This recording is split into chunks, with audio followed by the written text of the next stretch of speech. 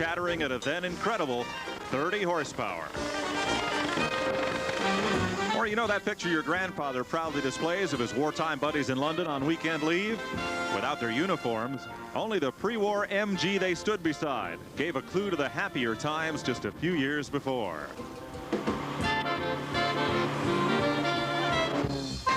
Maybe it was your senior year of college. You drove an old MG for the summer but dreamed about a Porsche Speedster like this one. The girls would never be able to refuse a ride in this dream car. And in November, would you vote for Kennedy or Nixon for president?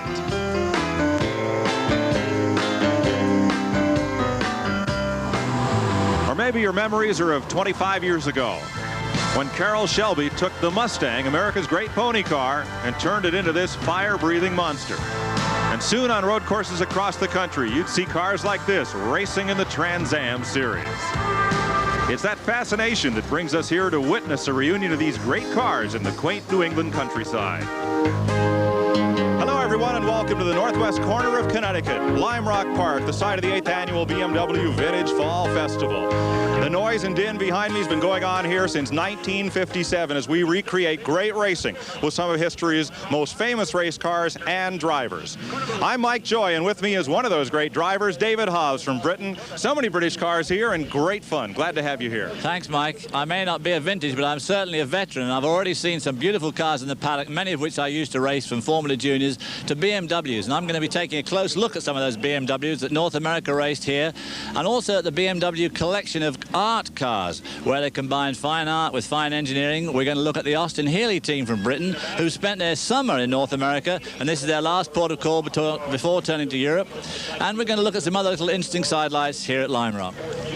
A man who's put a lot of laps on this racetrack is the chief instructor for the Skip Barber Racing School, Carl Lopez, the third member of our team. Carl?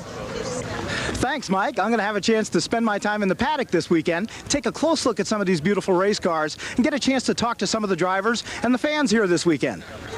The BMW Vintage Fall Festival is being brought to you by BMW, the ultimate driving machine. To arrange a thorough test drive, simply phone your nearest BMW dealer. We'll be back to Lime Rock Park after this. This ESPN program is brought to you by Michelob Dry. Once you experience the bold taste with no aftertaste, there's no going back.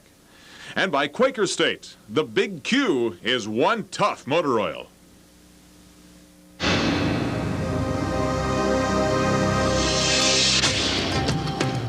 There are those who thirst for something different, something beyond the ordinary. For them, there is a beer that refreshes like no other. Dry. Once you've experienced its bold taste with no aftertaste, there's no going back. Brett Bodine, one tough driver, talks about Quaker State, one tough motor oil. At North Wilkesboro, that Carolina asphalt was hot enough to fry our King Racing Buick. Our engine was running hot, 240 degrees, and I had to keep pushing it over 8,000 RPM. Now that's when you start worrying about your oil's viscosity breaking down. But when the going got tough, the same Quaker State you can buy right off the shelf was tough enough to get me to the finish line first. Quaker State is one tough motor oil. It's been called the Devil's Roller Coaster. A course so brutal, it sends brake temperatures in excess of 700 degrees. Only here could BMW perfect the advanced anti-lock brakes of the 535i. The car Road and Track found to be the fastest stopping four-door sedan on Earth. Welcome back to Lime Rock Park for the BMW Vintage Fall Festival. Really great crowd out here to enjoy beautiful fall weather as we recreate some great races, including Lime Rock's historic 1970 Trans Am event. David will have a look at some of the cars that contributed to that great history. That's right, Mike. For example, look at this 1970 AMC Javelin, one of the original cars in the Trans Am race here at Lime Rock Park, driven by Mark Donoghue, with a 5-litre 305 engine, putting out about 450 horsepower, giving true meaning to the word muscle car. Current owner Brooke Mosgrove did not find the car in this condition. He had a lot of work to do to bring it back. Kind of looked like everyone that walked by it took a big swipe at it. It was really pretty well cobbed up, and it'd been turned into a GT1 race car. In fact, it measures 75 inches across the front flares, and at that time it was 84 inches wide. So you can imagine what it looked like. The whole interior was gone. It was all aluminum and had been turned into a later style Javelin. Actually, it took 18 months to put it back together, and that included 2 months out for a hernia, which was caused by this car. It was set up high off the ground, had to climb over all the bars all the time, so that kind of slowed me down for a couple of months, but we got right back into it, and it was done in the fall of '87 then. Other than that, unfortunately, we're sitting here with a broken ring on the number 6 cylinder, so we'll probably not be doing anything but blowing oil all over the place now.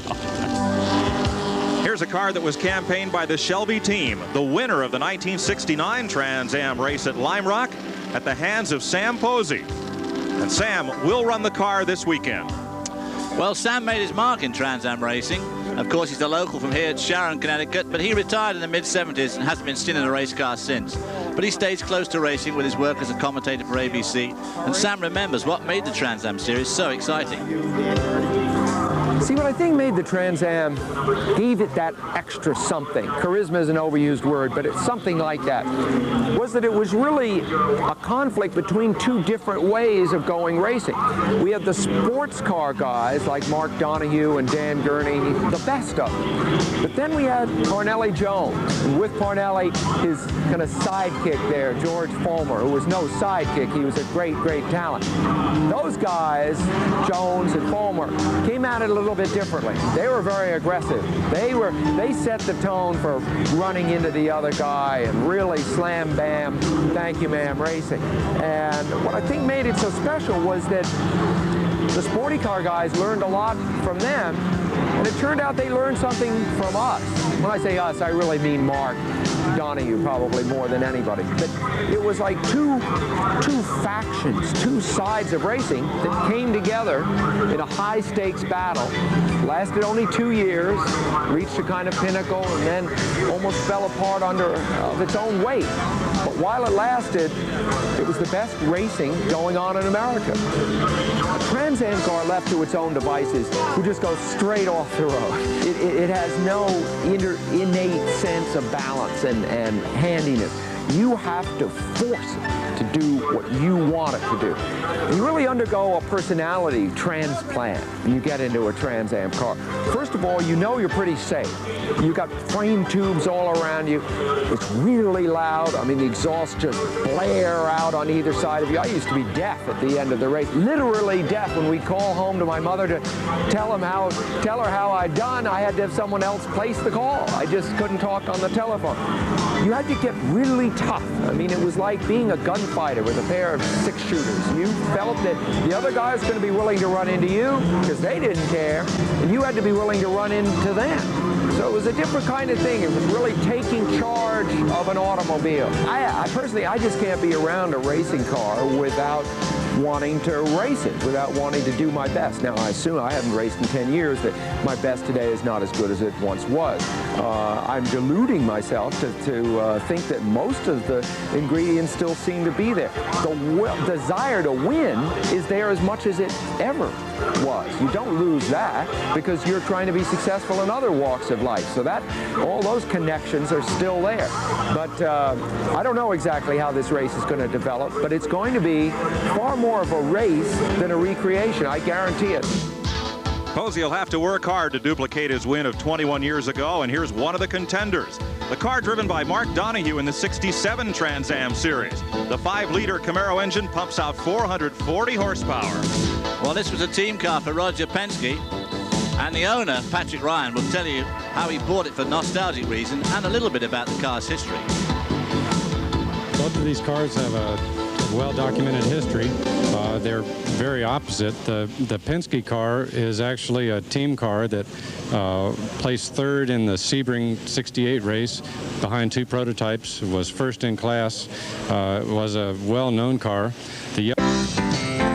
Welcome back to Lime Rock Park. I'm sure you've heard of the term heel and toe downshifting. I'll bet you've never tried it this way. In this 1932 Alfa Romeo Grand Prix car, Doing a double clutch heel and toe downshift is an entirely different thing. Let's take a look at the pedal setup. On this car, unlike a modern car, on the right-hand side we have the brake pedal. On the left-hand side, the clutch like we have in today's car, but the throttle pedal is a button in the middle. So when one tried to do a heel and toe downshift, you put your foot on the brake pedal and literally blip the throttle by using your heel. And that's where the term heel and toeing came from. Well, Carl, let's have a closer look at that 1932 Alfa you've got there. With a straight 8-cylinder engine, 2.6-litre capacity, produces about 165 horsepower, which is incredible for a car built in 1932.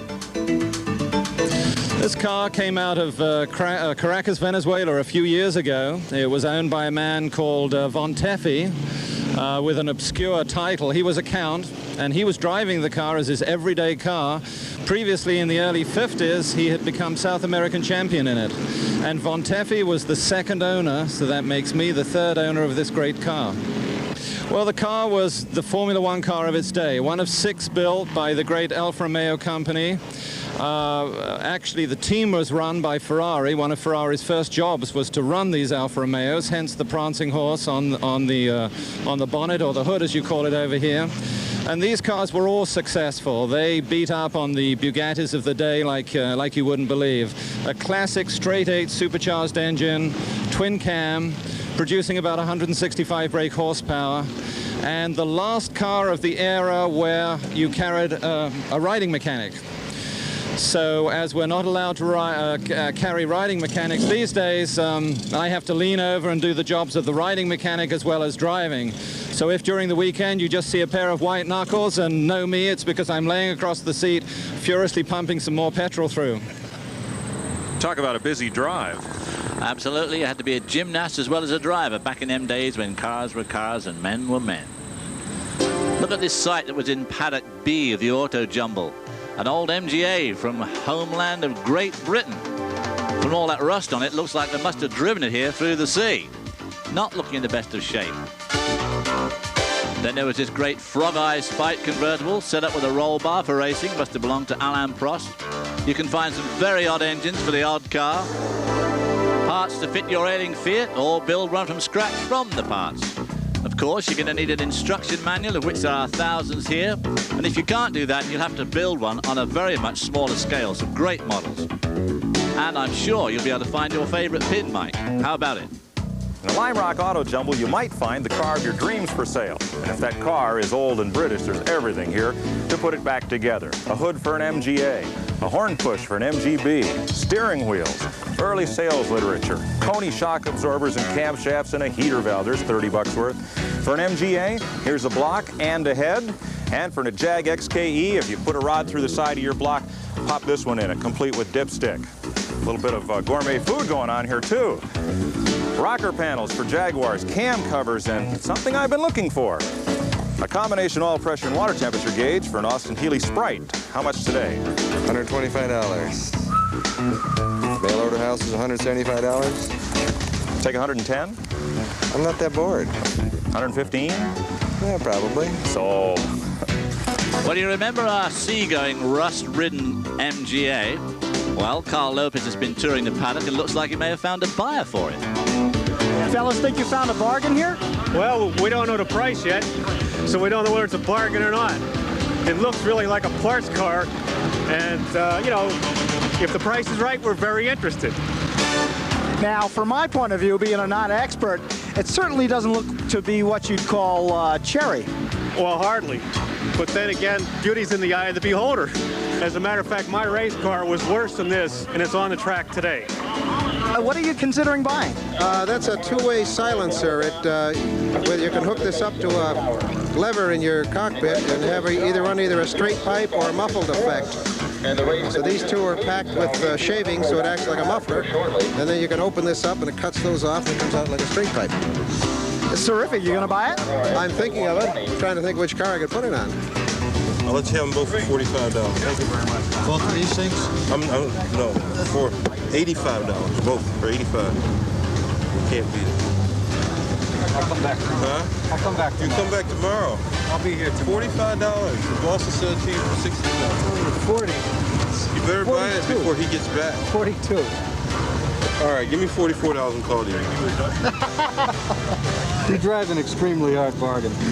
Tom Cotter came to Lime Rock from Charlotte, North Carolina to feed his passion for British cars. Now, how big is the Great Steel fleet now? Up to 11 as of Thursday. MGs and Morrises and what all? Oh, Porsches and Austin Healey's and Volkswagens. Okay, so what'd you find here that's going to make Pat mad when you come home with the empty wallet?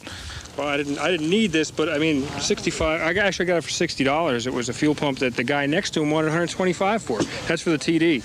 MGB 63. I got these taillight lens rims. I like that one. Yeah, it's not bad. I collect toys. And this was a 250 Ferrari. How much? It was originally 12. I got it for 5. Such a deal. Yeah. Whoa. Window winder for a 63 MGB. That was $3. And they break all the time. Right, so I bought spares. What is this? You don't know, but you bought it anyway. It was cheap. He races it here at Lime Rock. We'll be right back.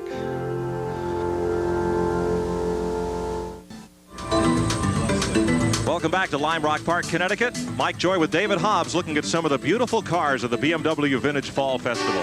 And here's my dream car as a boy, Mike. A Jaguar XK120 built in 1951. 6 cylinders with a 3.4-litre displacement and a top speed of 140 miles an hour.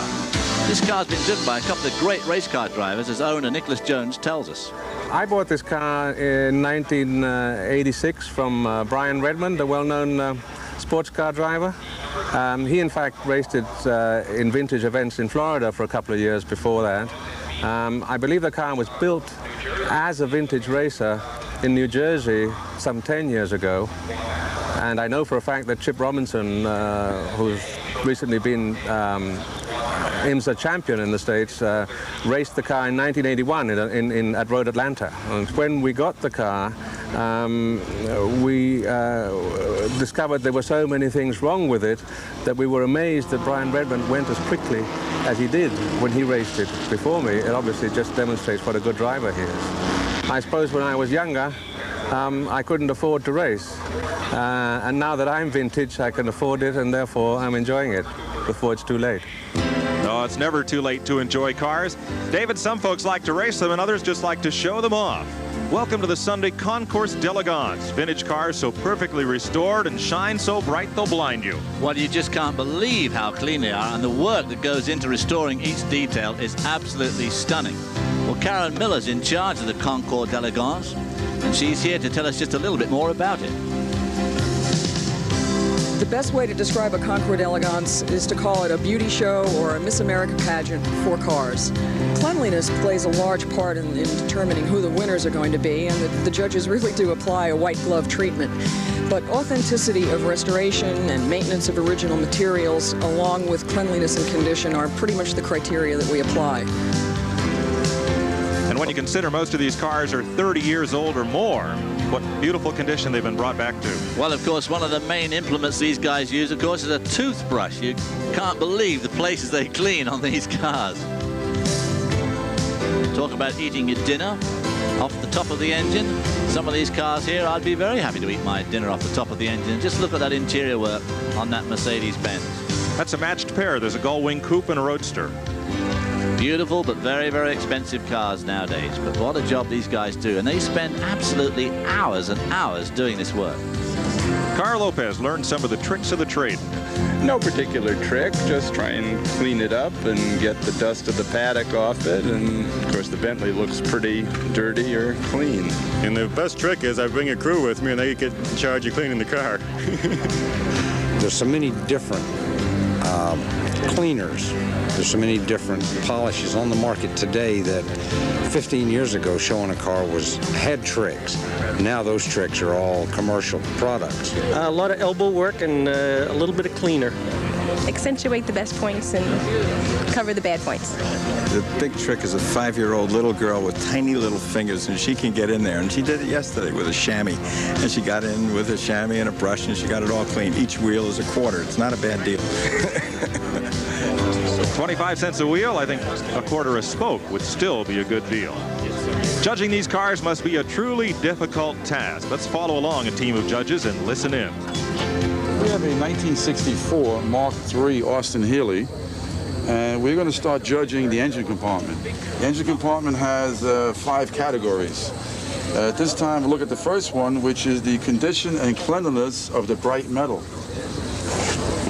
Okay, this is all original. It's been polished. Copper tubing. What's the point value for this category? Point value is 9 points. 9 points. Dirt here on the top of the dash pots. Well, we're talking about maybe a point off. Yeah. Okay. About an 8-point cleanliness. What else? All right, the next category is exhaust manifolds and downpipes. Okay. Which is on your side over right. And a little bit of rust there. Right, there's rust particles. But it looks correct, though, as far as the brass nuts the here brass and nuts things like and that. The washers are correct. Okay. Point value here is 4 points. 3.5. Okay, we'll make that a 3.5. Okay. The next one is the sheet metal, firewall, radiator shell, valance, underside of bonnet, and visible frame and suspension. Okay, the bonnet's got a chip out of here. There's edge here. Some here on this. On the spring. Okay. There's chips down in here. I see lots of bugs here in the radiator shell. You notice these bugs over here? Right, because there will be some that are clean. Yeah, yeah. Okay. Okay, the point value here is 7. So, 5.5, 6. Yeah, we take. Okay, we'll take off 1.5. 1.5. Agreeable? Right. All right, we'll make that a 5.5. Picky, picky, picky. Well, as you walk past these cars, it's tough to tell which ones would win by a 1/10 of a point, but we picked a few of the winners to show you. Janice Ferretti's Lotus Elan took Best Interior. David Coffin's Allard J2X, Best Exterior. Jeff Glassero, Entrance Choice for Best Motorcycle. And the Best in Show, the 1962 Cobra of Ken Ebert. As beautiful as the Concours cars are, all the more beautiful to see them out on this racetrack at Lime Rock at speed. David, back in the paddock, some more beautiful vintage race cars. Absolutely, they just fill this paddock area. Look at this 1953 Maserati, 6-cylinder, 170 horsepower with a top speed of 145 miles an hour, worth about $1.5 million today. It has a great story behind it. Let's hear it. It was a real story and one of those once-in-a-lifetime situations. I went down there, and this woman was very much like the woman in Driving Miss Daisy, a real character, but a delight. She had put the car away when her husband passed away in 1957, and the car, I was the first one to open the barn doors in all those years, and the car just was magnificent.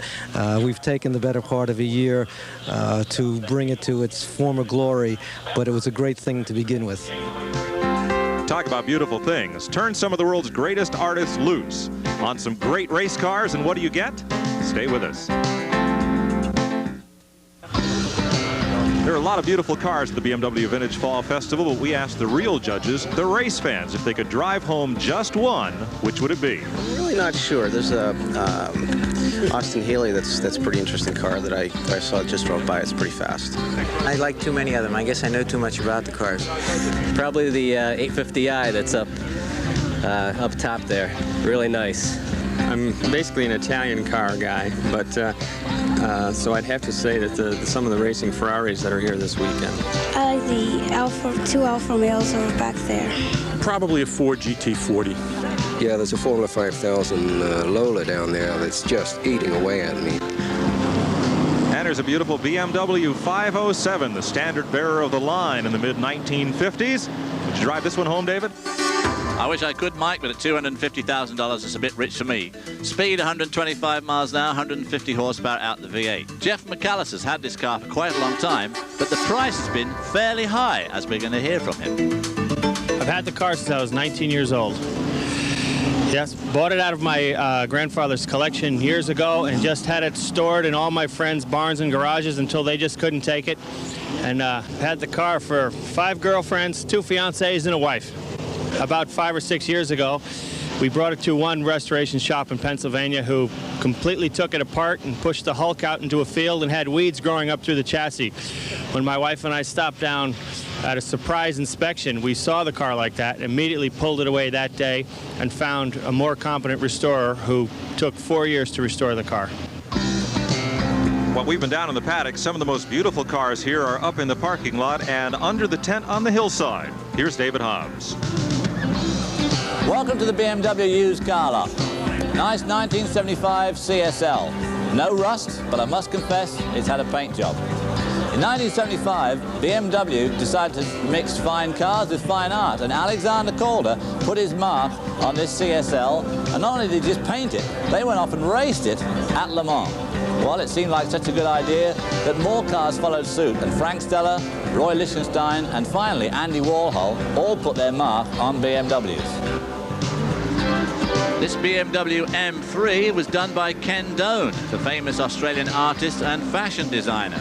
A very, very colourful job, one might say. This is the Roy Lichtenstein, also a BMW 320 Turbo, and this is Frank Stella. He felt that geometric patterns had to be installed on a BMW race machine.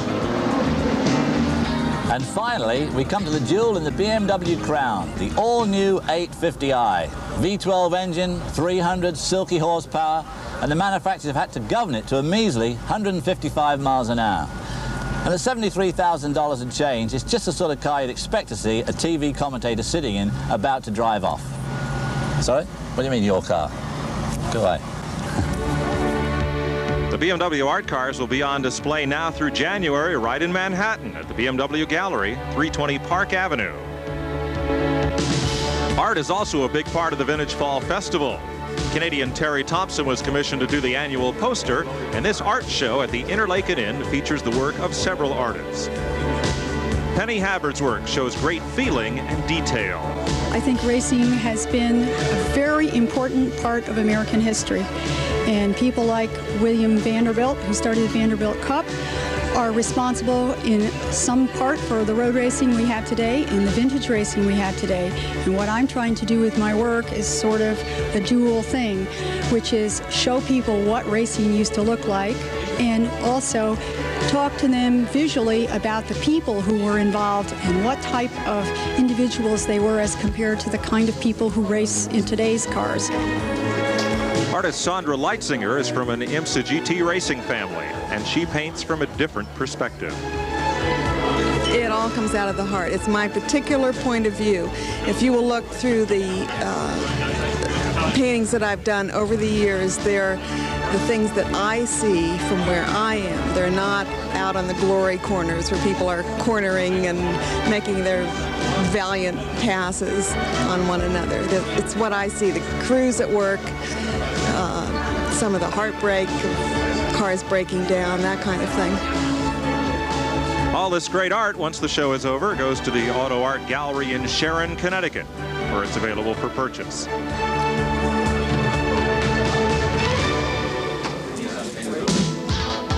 (1956), Lotus 11 Le Mans. 4 cylinders, only 115 horsepower, but 140 miles an hour. Truly one of the first really aerodynamic cars. Colin Chapman was a great inventor, a genius designer, in fact. And a very difficult car to restore, David. That unpainted aluminum body would show every flaw. Canadian Brian McEachran owns it. Well, this is my all-time favorite race car. It's a 1956 Lotus 11. I'm from Canada. In those years in Canada, this was considered the ultimate sports racing car, something like a GTP car today. And I always loved the appearance of it. And as a matter of fact, Frank Costin, who was an aerodynamic engineer, designed this for Colin Chapman. First time airplane aerodynamics were used in a race car, and it works. A young man came up and he took one look at the car and he went, "Wild!" You know, that was neat. That's what I think too. Wild. And there it is at speed, looking very wild indeed. We'll have more beautiful cars and some great racing when we come back. Buying Christmas presents for my boyfriend is one of the most impossible things ever. Everything I get him, he always wants to return. The stores are busy, the cashiers are impatient, Christmas shopping is just about the only thing that wrecks the holiday season. Catch this. It's Sports Illustrated's most exciting Christmas gift ever, the football phone. Free with a paid subscription to SI. It's a telephone. My goodness, it's a telephone inside of a football. Awesome! It's a phone. Oh, cool. I would love something like this. Mom, if you're watching, I would love something like this for Christmas. He's looking for the pass. It's a phone call. It looks like a football, but works like a regular phone. The football phone plugs into a standard jack and has push-button dialing, on-off ringer, mute button, and automatic redial. Hello, Colleen. This is fantastic. I'm at the stadium right now. I have a football phone. Cute. This has got to be out of her price range, though. Something like this. And the football phone is free. No way. It's free? Free? That's even better. And I don't have to go shopping for it, I hope. What do I have to do to get this? Here's the unbelievable catch. The football phone is free if you get Sports Illustrated at their biggest Christmas savings ever. A year subscription at almost 65% off the cover price. You can be billed after the new year, or you can use your credit card today. So call now. I'd say you're crazy. Nobody cuts prices before Christmas. I'll buy it for my father, my brother, and my boyfriend. You only pay 99 cents an issue, and the subscription includes the NFL, NBA, and baseball previews, the year-end double issue, and the 1991 swimsuit issue. I would love to have Sports Illustrated for Christmas. I never get anything I want. Sports Illustrated. I should have thought of that a long time ago. All I have to do is buy this for all the men in my life, and I wouldn't have any problems at all. My Christmas worries are over. I hope she orders that for Christmas for me. Love to have this for Christmas. So, Mom, if you're watching, please, for once. Don't wait. Call our toll-free number now. Get Sports Illustrated for all your favorite fans at SI's biggest Christmas savings ever. And get the football phone free, plus a gift card. Get Sports Illustrated for me for Christmas. I want this phone.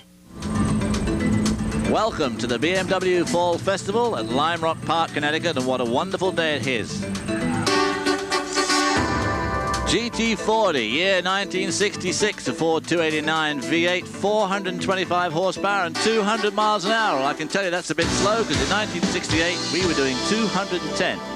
Paul Reisman owns this car. Well, the car was built in 1966 and was originally consigned to Alan Mann Racing, which was the racing arm for Ford Motor Company. It was then, I believe, sold back to Shelby as a parts car. He didn't need it, went right back to Alan Mann, and then purchased by Paul Hawkins, who was one of the factory racers for Ford Motor Company. Paul Hawkins raced it extensively, and then ultimately was sold to a number of racers, and was raced, I guess, through 1971. Then a number of vintage racers acquired the car, and I ultimately bought it a couple of years ago. There's one much like it in the Henry Ford Museum. I'd rather see them out here racing once again. David Hobbs takes us to some cars that he knows better than anyone. There's over 370 vintage and classic racing and other cars registered this weekend up here at Lime Rock for the BMW Vintage Fall Festival. As its name implies, it's sponsored by BMW, and of course they're one of today's finest luxury car manufacturers, but their roots are very much in racing, and BMW North America have done their fair share of racing too, and they have their own display of the cars that they have raced over the years here at Lime Rock. And I have raced, I might say, all of these cars in this display, I'm proud to say. But the one that I've really the favourite was this one here, the 1977 BMW 320i Turbo. This was an absolutely great car to drive, tremendous front engine, rear-wheel drive, turbocharged, and gave towards the end of its life about 650-odd horsepower, getting me to some 8 wins and some 9 track records. So this has got to be one of my favourites. One of the more interesting cars from a historic point of view is the one on my left. This was the very first GTP. All IMSA racing now in North America is run to the GTP rules. That's a Grand Touring prototype. And this BMW, the chassis was built for them by March, but it also had the turbocharged 4-cylinder engine, and that again is a very historic car. The 1976 CSL, which set the NASCAR boys on their ears when Stuckey raced it around Talladega in the wet, and of course was the champion that year. And this is the 1986 GT prototype with the same 4-cylinder turbo, now giving 1100 horsepower.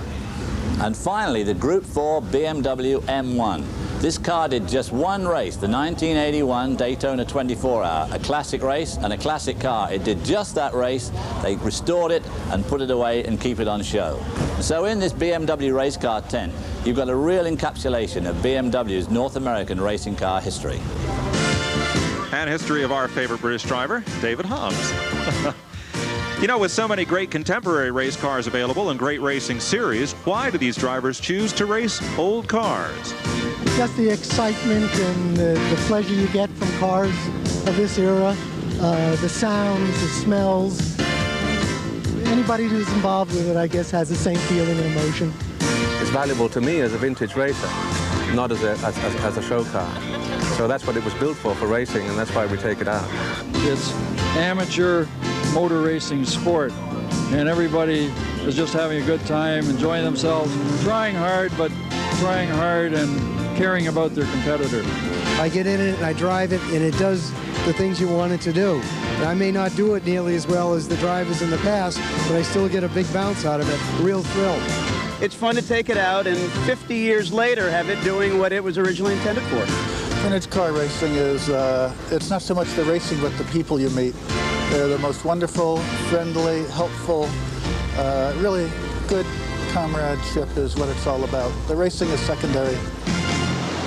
Sounds like my sort of crowd. Well, now I'm vintage, I suppose I might as well get behind the wheel of some of these cars myself.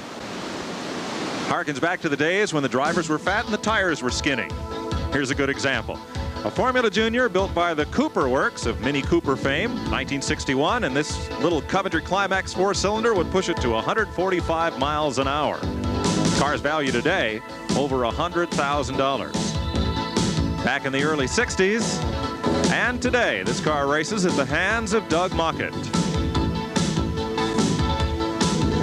Well, this car was one of the 1961 Formula Junior team cars for the Cooper Works team, run by Ken Terrell, who now, of course, has his own Formula One team. After the 61 season, it was sold to a gentleman named David Good, who is a one-armed hill climb man in England. He put a big 2.5-liter Coventry Climax engine in here and hill climbed it for several years. It was then sold to the Channel Islands, where somebody put a 4.5-liter Daimler V8 in it with giant tires and raced it on the sands on the beach. Apparently they do quite a bit of that in the Channel Islands. And about 4 years ago, it went back to England and was rebuilt back to its current and proper Formula Junior specifications, and as you see it now is exactly how it raced in 1961. British racing green with the white Cooper stripes, just the way it should be. We'll be back with MGs in the British Austin Healey team when we return to Lime Rock Park after this.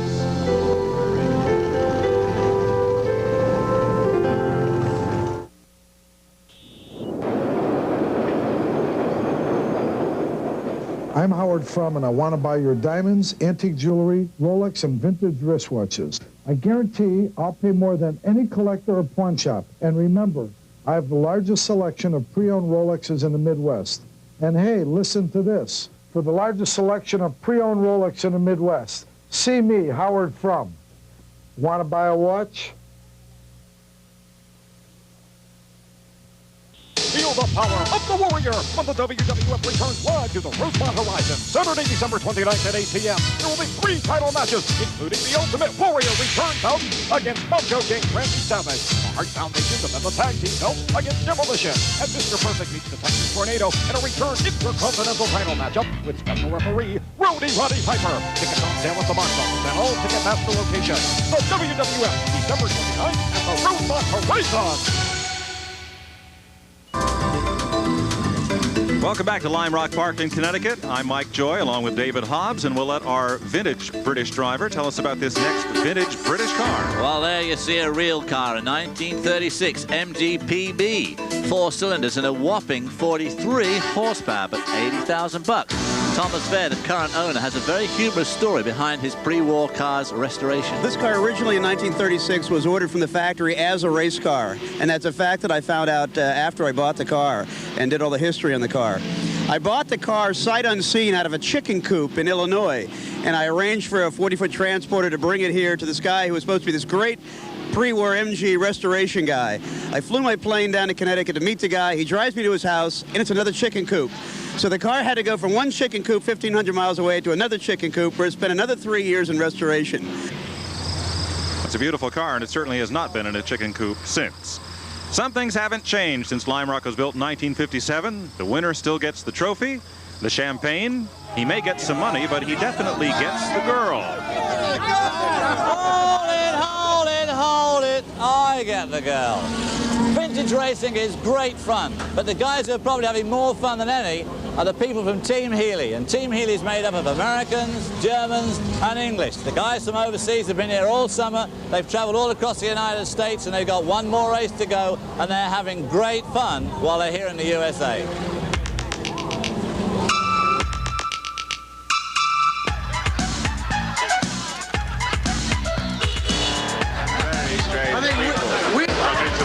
That's what they've given me for the whole trip so far. 5 months in the USA, 20 bucks.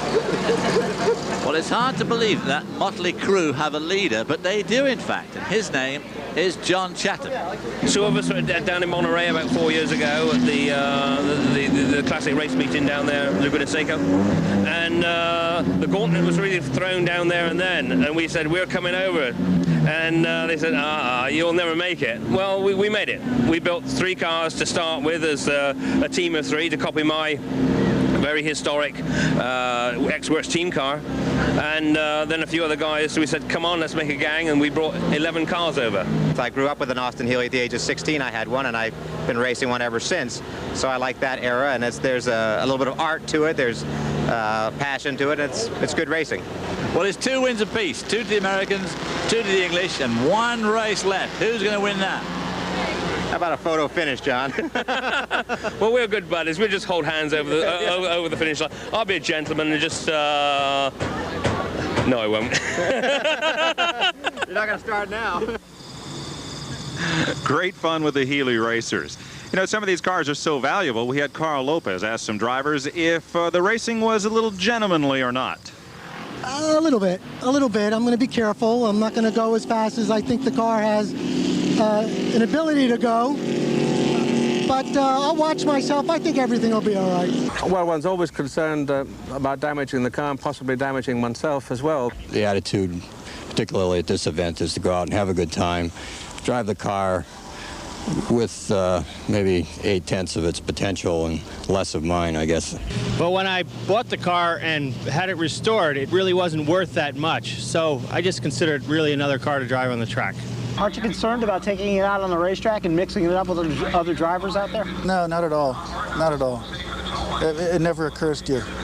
After all, it's just metal, and you can fix metal. So if something goes wrong, we can fix it, but touch wood, it's considered bad form to have something go wrong, by the way. And bad manners, but they are race cars. Yes, it may be just metal on the outside, but there's flesh and blood inside.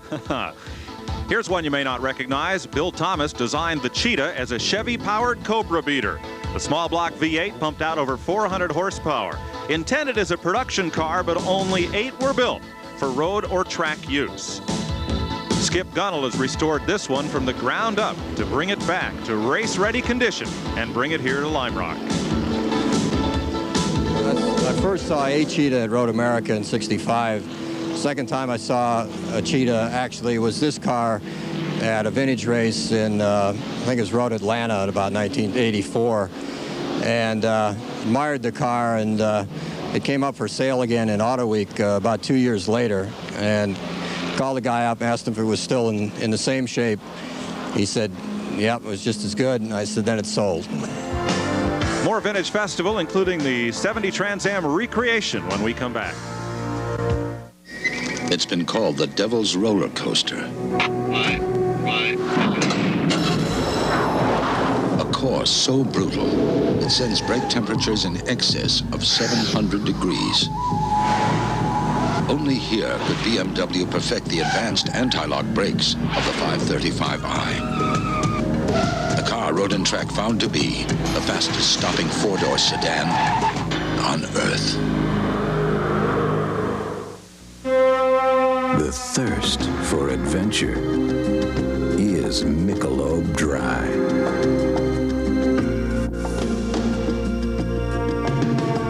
Refreshing beyond the ordinary. And once you've experienced the bold taste with no aftertaste, there is no going back. Ho, ho, ho your way into the holidays. They're killing me, Whitey. They're killing me. Football follies to fantastic finishes from NFL Films. Christmas Eve at 8 Eastern on ESPN. David, before we get to our Trans Am recreation, what vintage show would be complete without a touch of French racing blue? And there you see the Bugatti, one of the most evocative names in racing and in fact car building. Straight 8-cylinder, 145 horsepower from way back then and 130 miles an hour. Estimated value quite a bit. A very, very valuable car, this. Donald Coleman's got quite a story about its restoration for us. Well, the car was built originally in about 1926, and when it came off the production line, as far as we can tell, it was retained by the Bugatti factory as a team race car. And then we don't know an awful lot about it, but it stayed in New England during most of its career, and then it sort of retired for a while, and I got it about four and a half years ago, and very slowly or quickly went after the engine to get it running again. So completely rebuilt that, and every year rebuilt another component till I'm satisfied with the car as a very good, sorted out race car right now. Trackside, the Trans Am recreation is on the grid. Ray Caldwell was team manager for Dodge in '70. Here's one of his many stories. On one occasion, we made a mistake, and one of our bodies was left in the acid dipping tank over a weekend. Ended up very thin. We went to the first Trans Am, and I can remember Mark Donahue coming up and sticking his finger through the top of the car. I was trying to figure out how am I going to get rid of this guy, you know. This was Lime Rock Park in May 1970 for the Schaefer Trans Am. On the pole, the red, white, and blue Javelin of Mark Donahue. Outside, Sweet Savage in the Cuda. Jim Hall's white Camaro comes up the outside as Parnelli Jones in the Mustang makes it 4 wide on the start. And Jones, from 5th on the grid, takes the lead over Savage, Donahue, and George Fulmer. Peter Revson's Javelin uncorks an engine, and it was left for Dan Gurney. Jerry Titus in the Firebird. Sam Posey in the factory Dodge Challenger. All to chase Parnelli Jones that day. Donahue's race also ended early at the uphill turn.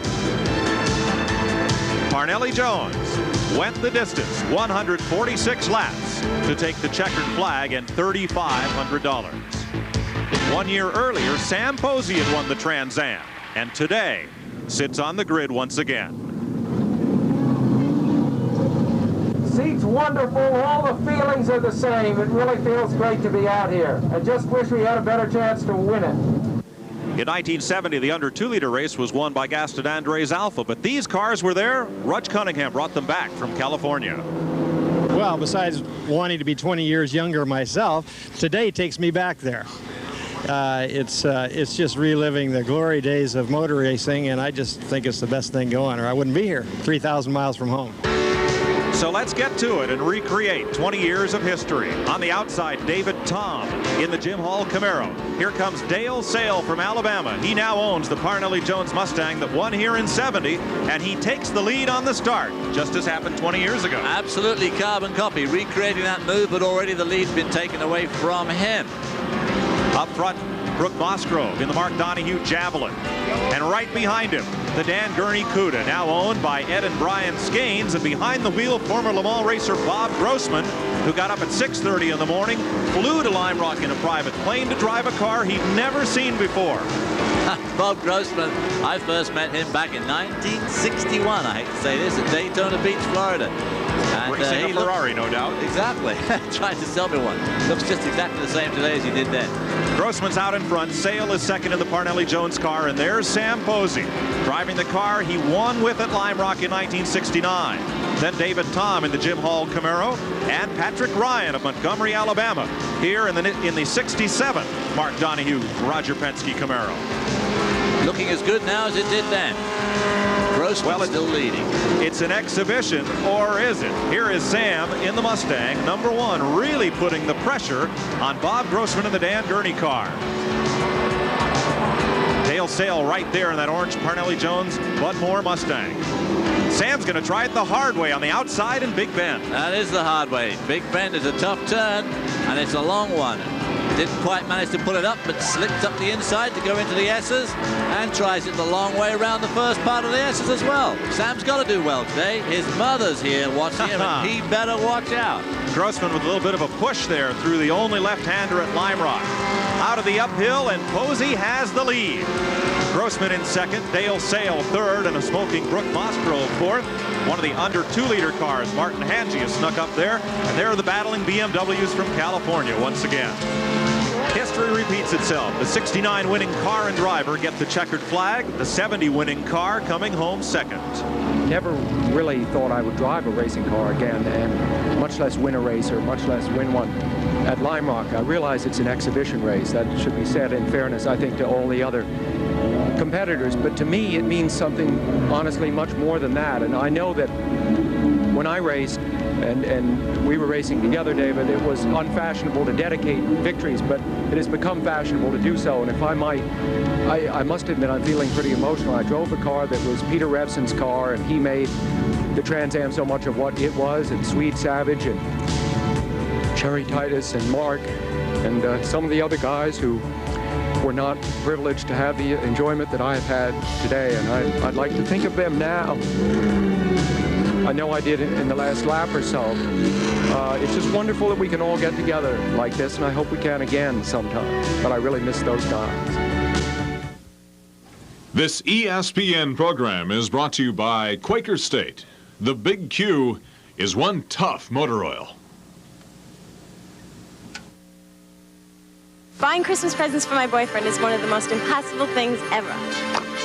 I can't even think of anything that's new or different or will please him. Catch this. It's Sports Illustrated's most exciting Christmas gift ever, the football phone. Free with a paid subscription to SI. I would love something like this for Christmas. The football phone works like a regular phone. It plugs into a standard jack and has push-button dialing, on-off ringer, mute button, and automatic redial. I hope she orders that for Christmas for me. And the football phone is free. That's even better, and I don't have to go shopping for it, I hope. What do I have to do to get this? It's free if you get Sports Illustrated at their biggest Christmas savings ever. A year subscription at almost 65% off the cover price. You can be billed after the new year, or you can use your credit card today. I'll buy it for my father, my brother, and my boyfriend. You only pay 99 cents an issue, and the subscription includes all the previews in the swimsuit issue. Sports Illustrated. I should have thought of that a long time ago. So, Mom, if you're watching, please, for once. Don't wait. Call our toll-free number now and get Sports Illustrated at their biggest Christmas savings ever, and get the football phone free. I want this phone. At Lime Rock Park, after the last checkered flag had fallen, after the Concours cars had been safely tucked away in their trailers, time for the awards dinner and a chance to reflect on the weekend and what had transpired and all the great history that had been recreated. The British took home some champagne, awards and cups were given out, and two of racing's more famous pundits had this exchange. Well, I must say, Sam, it was absolutely wonderful for us all to see you win a race again. Obviously, we didn't see you win many races before. It was just spectacular to see one more win under that old belt before you finally hang up the horn. You know, one thing, of course, we're celebrating the 20th anniversary of the 1970 race. One of the things that I think highlighted that era of the Trans Am was that there weren't any damn foreigners like we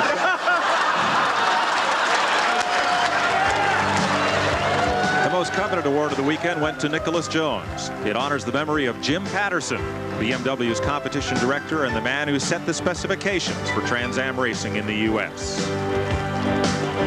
Highlights of the BMW Vintage Fall Festival at Lime Rock Park have been brought to you by BMW, the ultimate driving machine. For a thorough test drive, simply phone your nearest BMW dealer. Apart from the amazing machinery here, the lasting impression here is fun. And Jim Patterson, of all people, would have been right at the forefront of the fun that we've had here this weekend. A great family weekend, too, I might add. A wonderful, wonderful spectacle. And David, I think it shows that you can go home again.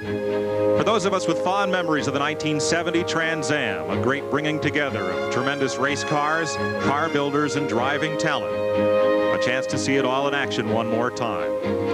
Our special thanks to the owners of these cars who have lovingly preserved history, and to the men who made them famous, especially those no longer with us. Our thanks for the memories. For Carl Lopez and David Hobbs, I'm Mike Joy. Thanks for joining us. That's the Braves, not the Brewers. The Giants and the Dodgers both said goodbye to the Big Apple and headed west. At Daytona, stock cars still raced on the beach. At Indy, Sam Hanks won the 500 in a T-shirt. A young man named Carroll Shelby took on the sports car racing world, and a Connecticut gravel pit was transformed into a racetrack known to this day as Lime Rock Park. Do you remember that night together? Shine-a-lang-lang, do-wah,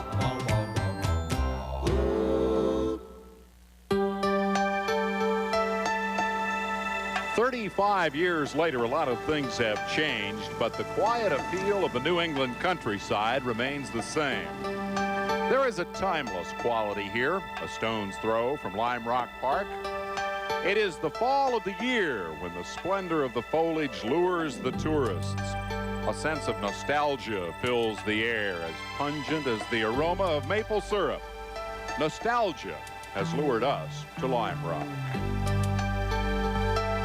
And amid those lovely surroundings, I welcome you to a singular event in American motoring. Hello, everyone. I'm Dave Despain, and this is the BMW Vintage Fall Festival at historic Lime Rock Park. It is a weekend that celebrates automobiles with a heritage, automobiles that make a statement about their owners. You see, throughout the history of the automobile, the privileged enthusiast has always been able to buy a car that is a symbol of status. And today, many of these cars have become collector's items. Indeed, some are museum pieces, valuable beyond belief. And I'm certain that my colleague for the weekend, David Hobbs, will agree that admiring and remembering is what this weekend is all about. No, Dave, I couldn't disagree more. This is about grease under the fingernails, adjusting the carburetors, adjusting the distributor, and then the driver hops aboard this very, very great old chassis. Back when the drivers, in fact, were fat and the tires were skinny. Oh, come, Hobbs. Once a race driver, always a race driver. Come join me here in the lap of luxury. I'm not maintaining that these cars aren't meant to be driven. As a matter of fact, Dan Ghosh occasionally races this 34 Lagonda. But my point is, this car is worth $150,000.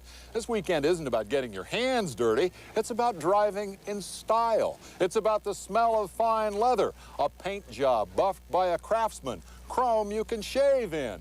David, to me, the BMW Vintage Fall Festival is about the automobile as a symbol of the good life. No, Dave, this is the good life. Short sleeve shirts, instrument panels you can read, a wheel you can grip hold of, 12 cylinders and 4-litre horsepower on your foot, and of course the wind in your hair. Hobbs, wind in your hair and all. Before this weekend is out, I'm going to convince you that we're not here to celebrate race driver macho. We're here to admire the automobile as art. Nah. The BMW Vintage Fall Festival is being brought to you by BMW, the ultimate driving machine.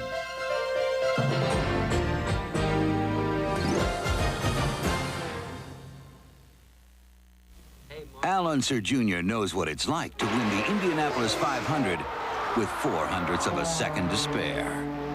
Mark Martin knows if he lets someone cross his wake at 200 miles per hour, his car may be doing the lambada.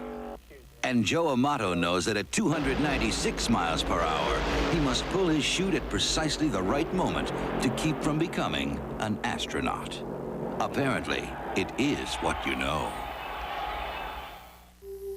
Why not have one for the road? Someone is counting on you. It could be your year for Lotto. You haven't seen Europe yet.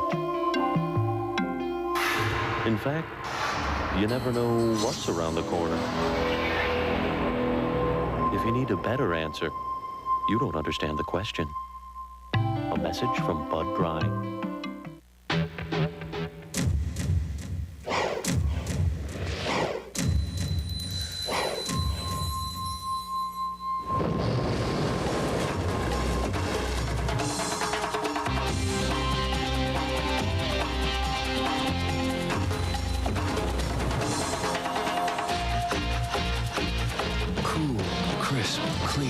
Old Spice.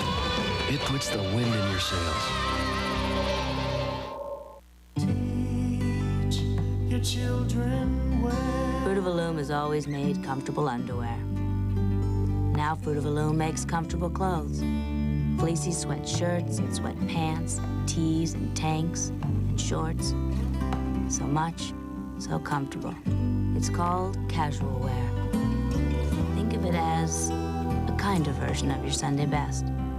Fruit of the Loom, clothes for the best of your life.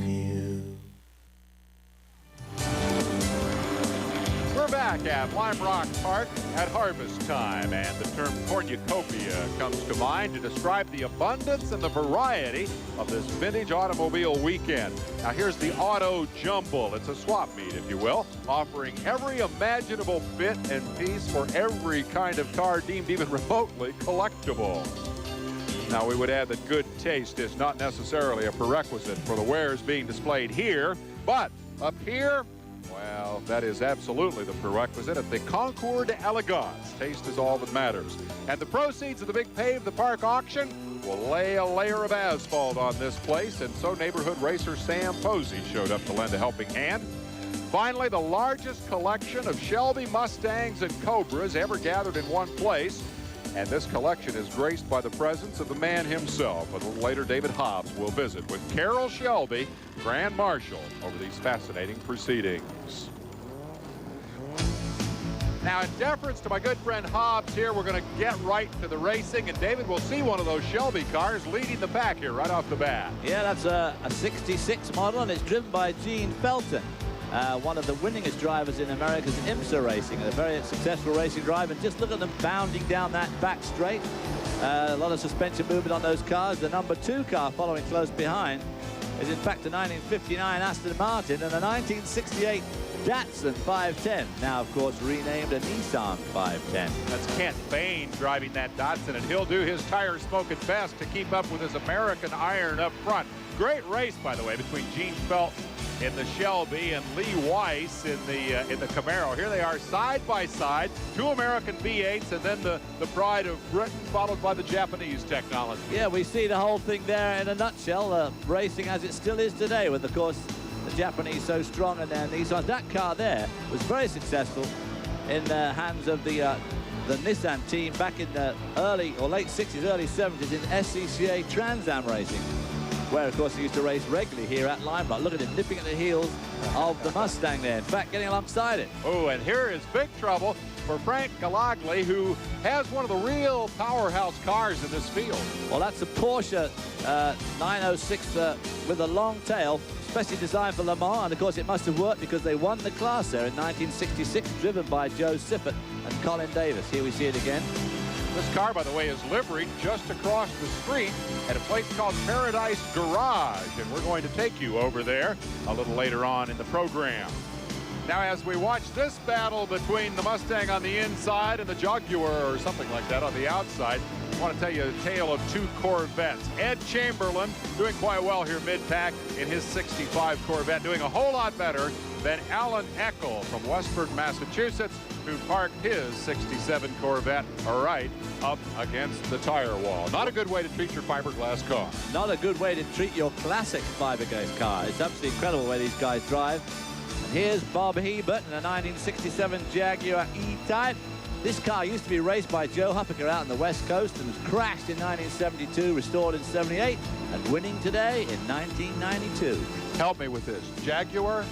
Jaguar. Jaguar. Yes, none of this Jaguar stuff. Thank you very much, and congratulations to Bob Hebert. He is the winner here in Group G. We'll move on to the Group A racing. The car's a bit older, David, and I like this one up front. Well, that is a 59 MGA twin car. Oh, getting a bit of all oversteer there. Those little narrow tires, struggling for grip.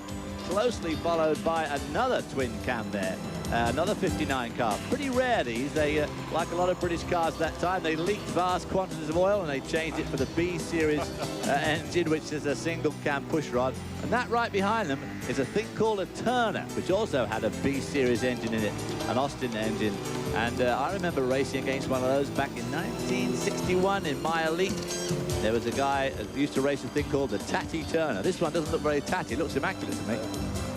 Well, the cars are the stars, David, but the drivers certainly deserve a call. We were watching Don Funky in that blue MGA twin cam, and now we're seeing J.D. Eigelhart in action in a 57 Oscar. This guy's quite a story. He drove the very first race at Lime Rock 35 years ago. He's raced here every year since. Quite a career. Absolutely, and the car he's driving has got a tremendous history too. This car, 850 cc's, won the Index of Performance at Sebring back in 1968. A bit of trouble up front for Funky, and there, ladies and gentlemen, is the pass for the lead. It's Alex Heckert who takes over in yet another MGA. Alex, also from Connecticut, comes from Ridgefield. There's Funky pulling back up through the field. Funky move, wasn't it?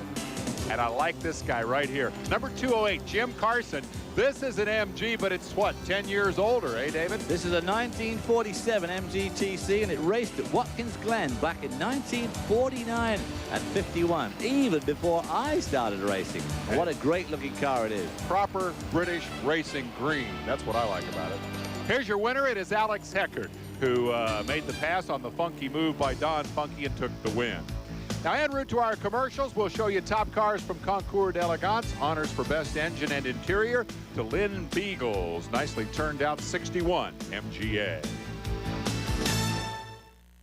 When it comes to automobiles, there's only one, Bob Rohrman. At Schaumburg Honda Automobiles, the Hondas are going once, going twice.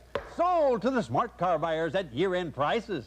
All remaining 92 Hondas must be sold, whatever it takes. There may never be a better time to buy, and you can beat the Honda price increase, too. There's only one, Bob Rohrman. The Hondas are going, gone.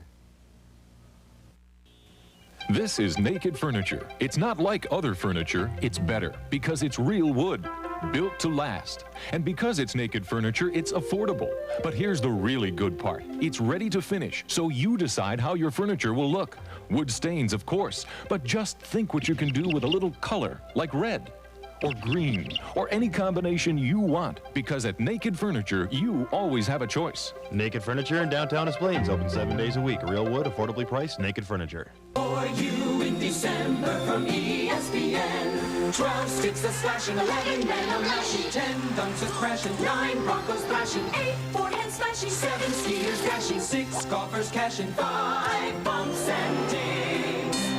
More skating turns, great big flips, sports centers too, and a ball reach to start the new year. Have a ball this holiday season on ESPN. We're back with more of the BMW Vintage Fall Festival. A large but laid-back crowd has seen some changeable weather this weekend here at Lime Rock Park. Still, they seem to be enjoying all the festivities at what is really an appropriately named facility. The setting indeed park-like, though ultimately, David, racing is what this place is all about. And here we see some of the current races, the IMSA cars of this year, the 99 Toyota. Champions this year for Dan Gurney, followed by the number 2 Jag of Davy Jones. Here's one of the Skip Barber Racing Driver School Formula Fords.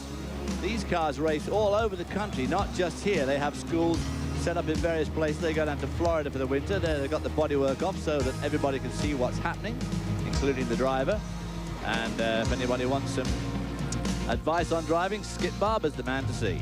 Now, we noted at the top of the show this used to be a gravel pit. In the late 50s, Jim Bale was doing some excavating around the place, and somehow the word got out that he was building a racetrack. 2 carloads of people drove in, and they were from the SCCA. And they heard I was building a sports car track. Farthest thing from my mind at the moment. But it sort of gave me an idea. Bells rang, and so I decided to start the idea of building a racetrack. The way it evolved, I'm quite proud that I did build it. At the time, I wondered about my sanity, but it is well known, it's well run, thanks to the very capable people that are running it. And I'm glad I built it, yes. Well, so are we. And 35 years after Vail built it, a highlight of Lime Rock's anniversary weekend is this recreation, a reenactment, if you will, of the very first race here back in '57. A lot of fond memories, David. Absolutely. And leading this bit of the parade is in Austin Healey. I should know what year it is, considering I come from just a few miles from the Austin Healey factory. But that is a '57 Alfa Romeo there, being driven by William Smith. So in fact, you don't know what year that Austin was. No, I don't. This I know what this is. It's red, it's Italian, it's got to be a Maserati. But I want to direct your attention here to perhaps the most famous passenger in this race. You're going to see an E-Type Jaguar coming up, a Jaguar, if you will. That's John Fitch grinning on the passenger side. That's the near side. He's the guy who originally ran this racetrack. He was a Mercedes factory driver and also raced for Briggs Cunningham. That's the car I drove at the opening of the show. That's a 1950 Ferrari belonging to Peter Markowski. Next up, Pave the Park auction. Any Lime Rock racer knows that the original asphalt, 35 years old, is a bit worse for wear. This is Skip Barber, who now runs the track, diligently raising money for a repaving project. The man in the Scottish beret is Malcolm Labatt Simon, been starter here for many years, and that hat there is Brian Redmond's. This, David, I found to be the truly remarkable thing about this auction. The amount of money people would pay for a sweat-soaked driving suit or an empty champagne bottle. Granted, some of the artwork was pretty nice, but can you imagine shelling out a big handful of cash for gloves that messy?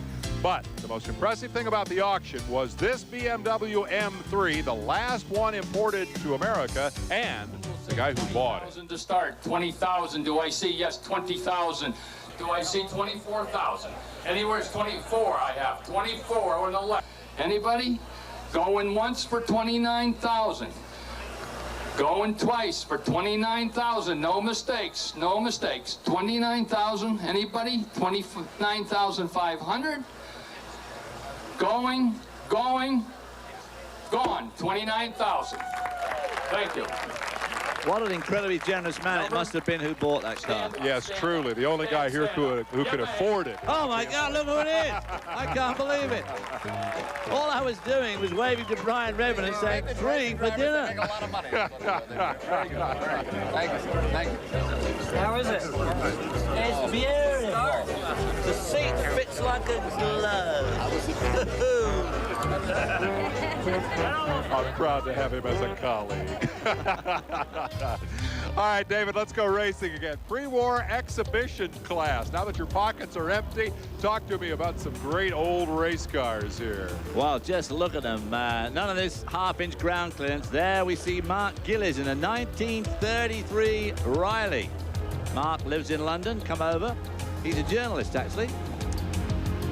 There we see Dan Gosey, also in a Riley. This car was built up from a lot of spare parts by a guy called Freddie Dixon, who raced before the war in Britain, one of Britain's top racers in Rileys. This used to be one of Britain's finest race cars. And Dan, for what it's worth, is the fellow who owned that Lagonda that I had the opportunity to sit in at the top of the show. So we appreciate his generosity. This is a very, very nice car. Like that front suspension. They need to pave it. That's why they're going to pave it. Great money. You can see they need it. Now there's another rare one. That's Robert Valpine in a 1931 Studebaker, which won the Pikes Peak Hill Climb in that year and came 6th at Indianapolis in 1932. Here we see an example of Britain's finest. 2 MGs from the 48-50 era. Of course, old Bill Morris started Morris Garages way back in the aeons of time, which became the MG Car Company, and of course he went on to become Morris Motors, the Morris Minor being one of the favorite cars around the world. And now let me show you the winner of the pre-World War II class. Recognize that? Bugatti 1928 vintage, one of the rarest and most valuable cars here this weekend.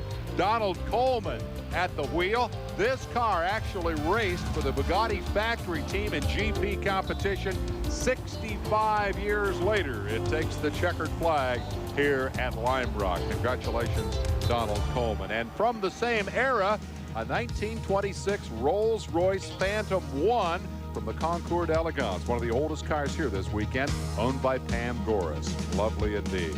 We'll be back with more of the BMW Vintage Fall Festival.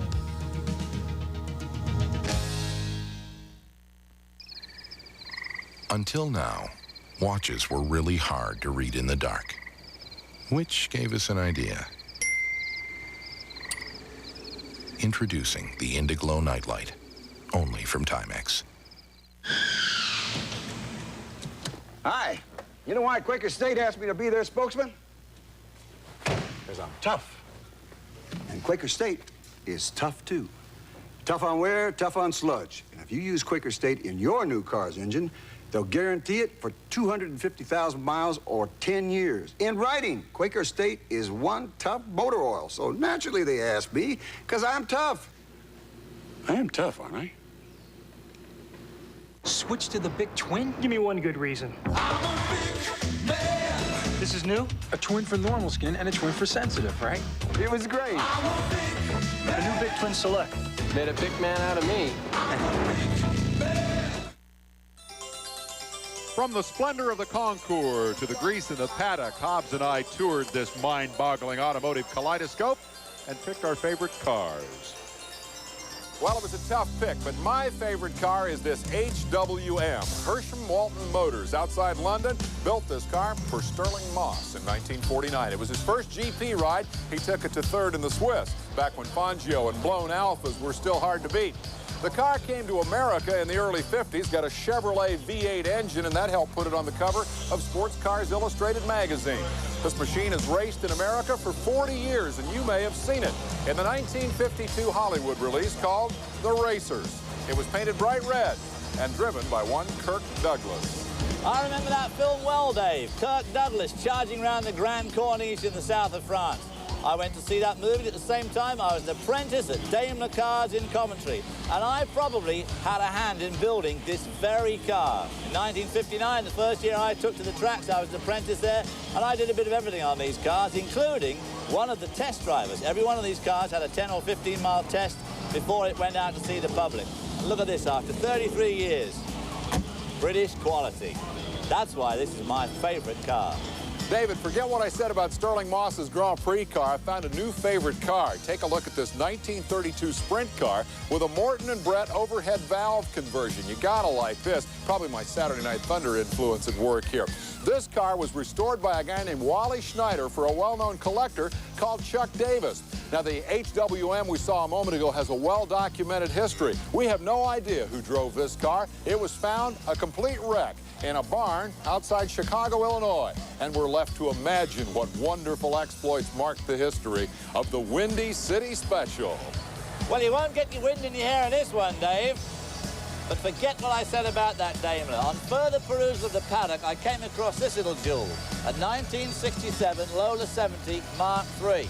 Not just any old Mark III. This is the actual car that I drove in the Montlhéry 1,000-kilometer race in Paris back in the year of its manufacture. Just look at those wonderful lines. Who could want anything more? Oh, let's be realistic, David. We all want more. The problem is we can't afford it. I've decided that ultimately my favorite car is one that I could actually pay for. I always pictured myself in an E-Type Jag. My favorite car, this 62 Le Mans in Briggs Cunningham colors for 130 bucks. You say 130 bucks for a toy car, but this is no toy. It is hand-built from a kit with the same attention to detail, authenticity, and historical significance that occupy the minds of the owners of the real cars up in the racing paddock. You see, for the modelers, the collectors, and the hobbyists who have gathered here at the BMW Vintage Fall Festival, little bitty cars are very, very big business. But ultimately, in my mind, little cars are for little kids. This guy easily imagines himself at the wheel of a race car. Hey, kid, what's your name? AJ. I should have guessed. Just remember, AJ, boyhood dreams really do come true. Back to the real racing. This is Group F, a huge field, David. Why such a mob scene here? Well, it's F production sports cars, and there was a lot of sports cars made back between 1956 and 72, and you've got absolutely everything here, from Ford Escorts made in England to Jaguar E-Types to Turners to Sunbeams to Lotus Elands to Super 7s to 7s to Morgans, a Datsun 510 there.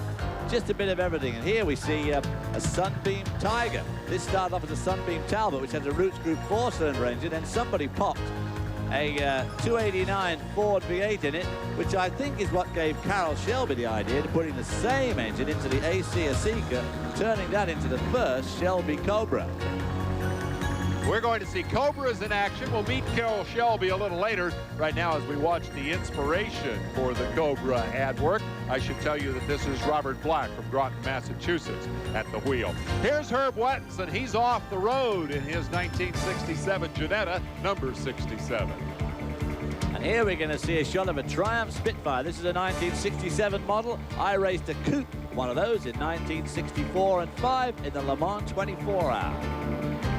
Let me show you some great racing action. 53 is Corby Lenz in a 65 Turner, trying to get around Prescott Kelly in that 911S Porsche. That is number 51. But watch what happens. Max Lukowicz around the outside in the Lotus Super 7, passes them both. One of the great moves of the weekend, David, and indicative, I think, of just how serious some of these guys are about racing. They are incredibly serious about it. And of course, the Super 7 still made today under the different name, the Caterham 7, but they have incredible road holding and they weigh absolutely nothing. These guys waged a race-long battle. Meanwhile, poor old Keith Harmer and his 61 Jaguar E-Type spun off at Big Bend. And old Gil Nicol at a 1964 Load to Land took the checkered flag.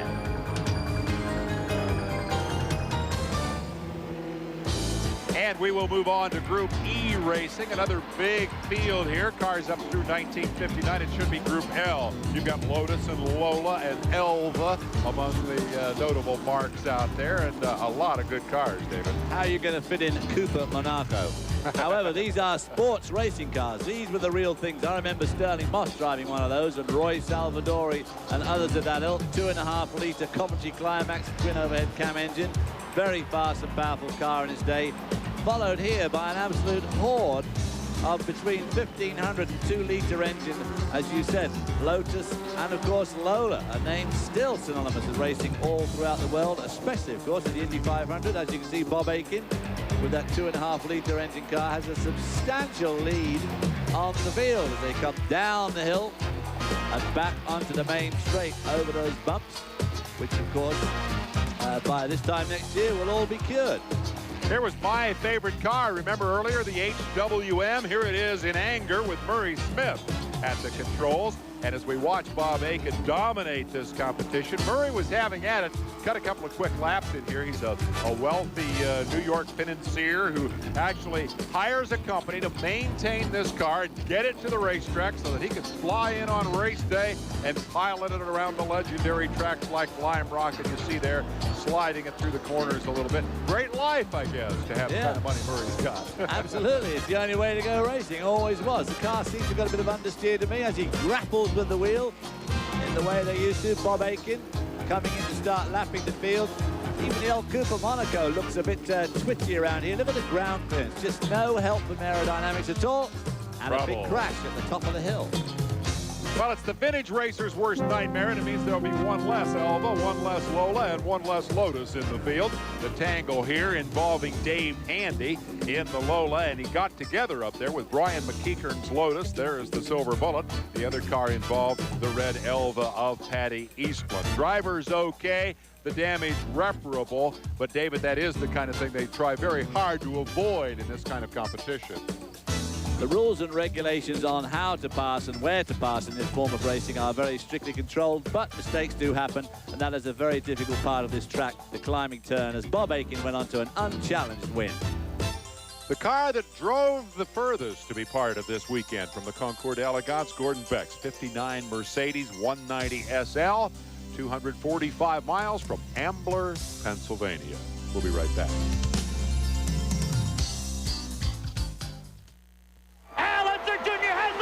One more turn to go. Here they come. The checkered flag is out. Little Al wins by just a few tenths of a second. Perhaps the closest finish in the history of the Indianapolis 500. Introducing the Dremel Moto Tool. You cut, we cut. You sharpen, we sharpen. You polish, we polish. You drill, we drill. You clean, we clean. You sand, we sand. You grind, we grind. You hammer. Did I mention we cut? The Dremel Moto Tool, with more than 150 available accessories. Why settle for some 2-bit Christmas gift? It's gone. But it isn't. Here's strong medicine in a cough drop. Extra strength Vicks. With Vicks Vapor Medicine so effective, it'll relieve your cough and help your scratchy throat and stuffy nose feel better, even after the drop is gone. Wall-to-wall basketball Monday. Don't miss the Maui Classic quarterfinals. 4 great games live Monday afternoon, starting at 2 Eastern. ESPN. Wall-to-wall. Dave Despain and David Hobbs at the BMW Vintage Fall Festival at Lime Rock Park. Just across the street, Paradise Garage. Bill Mabry used to run this place, and if that sounds familiar, he was Hobbs' mechanic when David won the '71 Formula 5000 championship. And even that came after this. The BMW 328, one of the finest and most stylish looking cars. I mean, just look at those lines. Absolutely beautiful car, and of course BMW going through another renaissance just at the moment. This, of course, is a repository for fine cars. We talked about the good life at the top of the show. Let's meet a couple of guys who live that life. Paradise Garage was originally called something else, and it was owned by Bill Mayberry, better known as Murph. And about 4 years ago, Frank Gallagly and a couple of other partners and myself bought the garage just for our own amusement, really, to keep our cars in it. And the idea being that Frank and I have some very nice cars that we like to keep close by the racetrack, have a venue for our cars. We don't sell anything here. We just try to keep a few things so that when it comes down to racing, whether we're going up to Watkins Glen or out to Pittsburgh or here at Lime Rock or even up in New Hampshire, we have a place that we can store our cars. We can bring in a mechanic or two to work on them and to keep everything up to snuff. All right, thank you very much, Jim. And speaking of up to snuff, more racing action. This is Group B, and a lot of what we Americans insist on calling Jaguars out there. There are a lot of Jaguars because this is vintage production racing, and so you've got a lot of very interesting kit out there. XK120s, 140s. That's Tivy Shenton in the lead in the white XK120. That's alongside him is David Hinton in an XK120. Then that number 70 car is an XK140. Exactly the same car that yours truly started his race career in England many years ago. Shenton leading here. Is it safe to assume that this was a terrifically popular racing car in Britain in its era? Well, it was. Of course, it was helped popularized by a very young man back in the late 50s called Sterling Moss, who won a bunch of races in a white XK 120, just like the one we see there. I'm going under the bridge. The number 5 is an Allard. Another very popular car at that time, a home-built kind of car, always used American engines. This, too, is an Allard, and this one happens to be driven by a pretty interesting fellow. He's a magazine publisher. Sid Silverman now publishes Vintage Motorsports magazine and obviously has a vested interest in this activity this weekend. But prior to that, he was the editor and publisher of Variety magazine, probably published Hobbs' name on several occasions, and has had a significant role in this BMW Vintage Fall Festival because he was responsible for organizing the Lister reunion that took place here. The name Brian Lister, doubtless familiar to you, a British chassis builder, as David would say, who was quite dazzled by the weekend. Well, I've come over here, and quite honestly, I'm absolutely overwhelmed by the reception I've got back in England.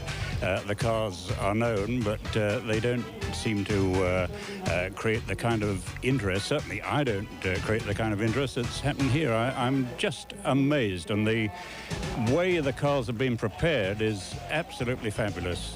I can only congratulate everyone, and it's not only the Lister cars. I mean, the whole setup here is very, very impressive indeed. Tivy Shenton goes on his way. Tivy Shenton used to be a fabricator in England, and he worked on a Formula 5000 car that I drove in England in 1974, but he now lives in Vermont, as we look at Pierre Honegger from New Jersey, who I'm pretty sure actually comes from Belgium, but it could be a different Honegger. Shenton pulling out a huge lead. You never know whether these guys are demonstrating or racing, but as we've seen earlier, we do get some pretty serious racing amongst these guys. Little mini Minor there doing well. 850cc.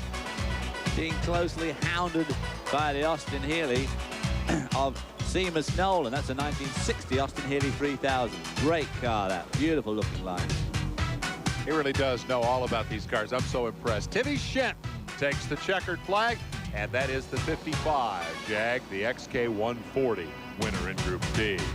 From the Concours d'Elegance, the best rod and custom of the weekend, the Ford Coupe here, owned by Robert Rivietto. Beautiful, beautiful paintwork. And we'll wrap up the segment with the best domestic. It's this 37 Ford Roadster, the owner, Kenneth Theriault.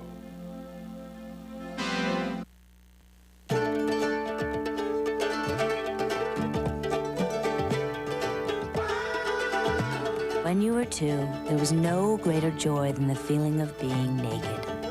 Fruit of the Loom makes panties and now bras. Yes, bras. All in 100% comfortable, skin-soft fabrics. So 20 years later, you can get that feeling all over again.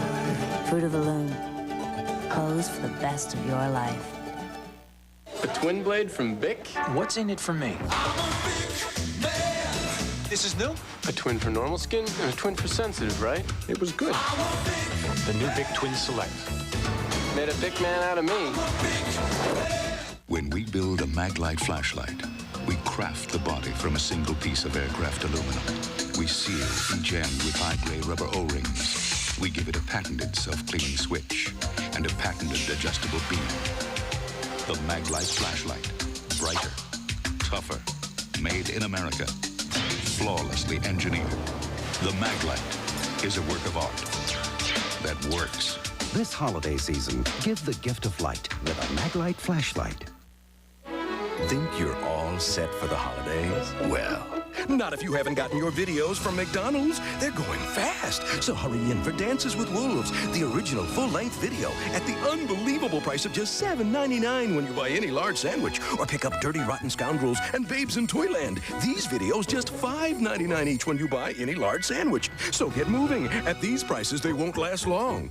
What you want is what you get at McDonald's today.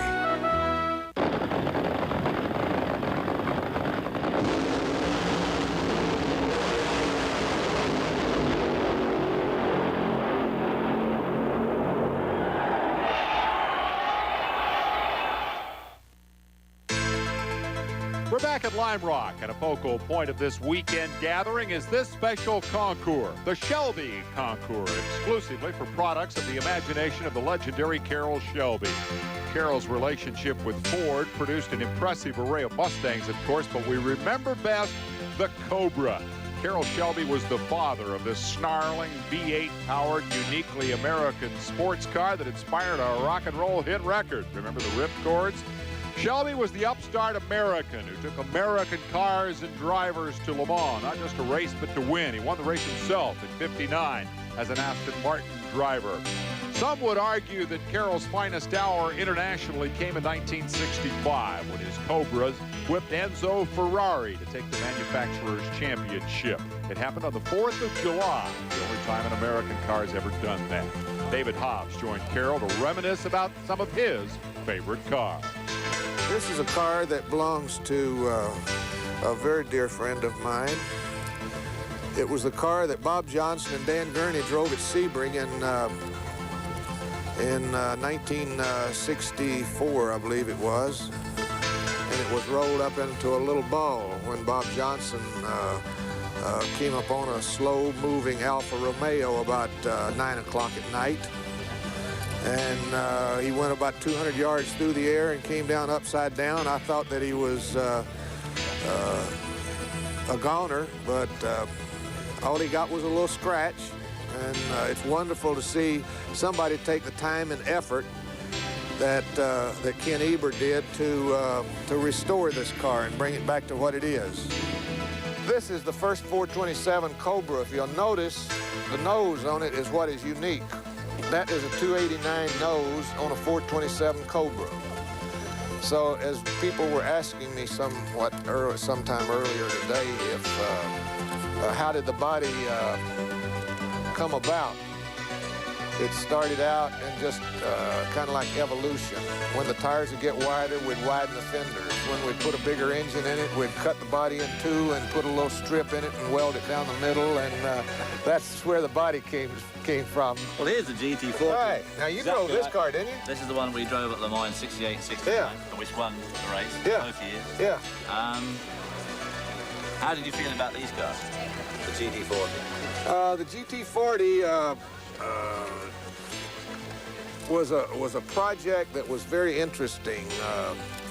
Hal Sperlich and Ray Geddes and I went to England, and I'd seen the car that Eric Broadley built, the coupe, and we went to Eric and said we'd like to buy the car or get you to build some more of them, and it took him about 90 days before he decided he wasn't interested in the politics at Ford. So John Wire took the project over, and we developed it from there in the United States and in England. And when they outlawed the 7-liter engine after we won Le Mans for the second straight year in '67, John Wire and Gulf took the project over, and that's where you and Brian took the cars and won for a couple more years with them. But this is the car that I don't know if it's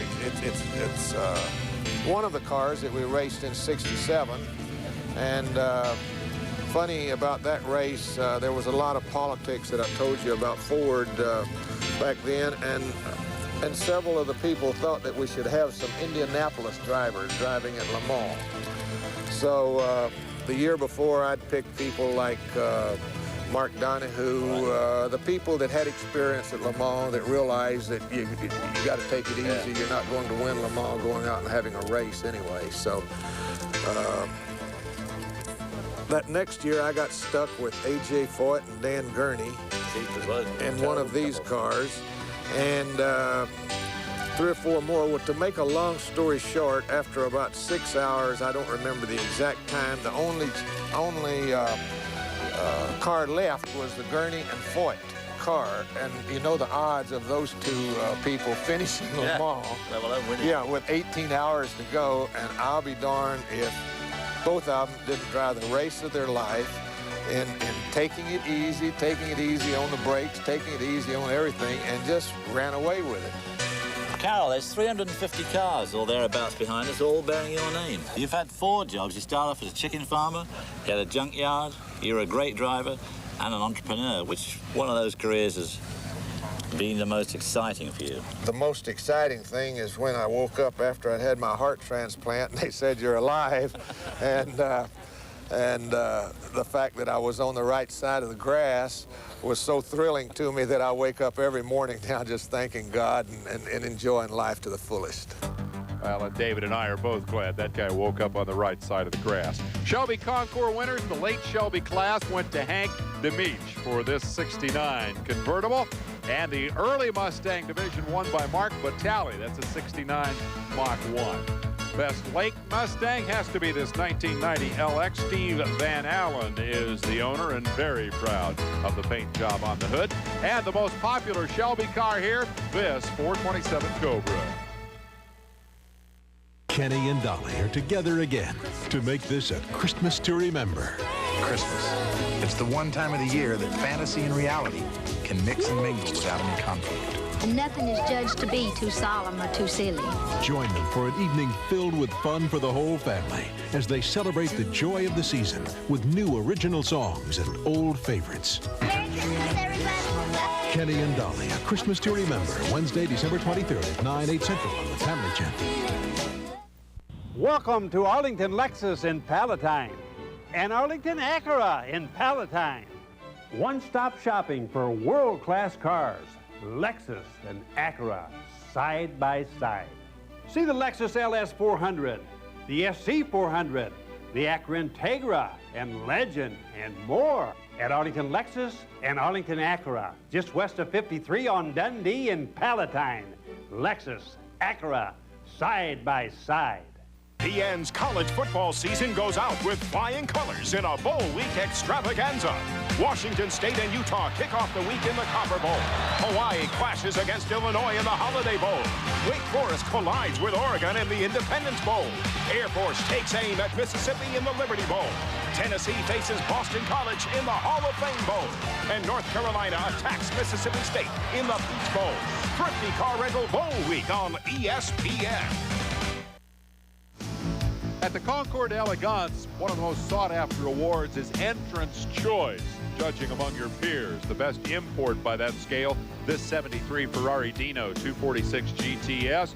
The owner, Sharon Geldner. Congratulations, Sharon. Virtually everybody in this part of Connecticut gets all wrapped up in the BMW Vintage Fall Festival. This guy right here being the lone exception. He spent the entire weekend in that trout stream trying to catch a fish. We asked some of the Concours spectators about their favorite car.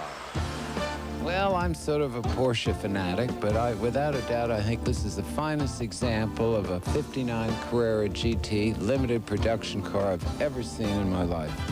Beautifully restored by the owner, Richard Roth. And it was a limited production car. As you can see, I don't think there's a finer example of a Porsche. 69 Mustang, actually, we came down from Boston. I'm looking to purchase in the near future. This is a beautiful car. It's just the restoration is really nice. I like that one because it looks fun to ride in. I like this Bentley. I like it because it's long and it's sleek and it's very elegant. Looks like it'd be wonderful to ride in. I think this, because of its classic lines and the elegance, and still has a great deal of sportiness, I think, and especially the way this car has been restored to perfect condition is just, I'd have to say, this is my favorite. I like this 911R here. Love Porsches. It's one of the early models, lightweight body, a lot of power out of the small engine. Well, my dad wants me to say his, but I don't think so. I don't really know. There's a lot of them. There's a lot to choose from.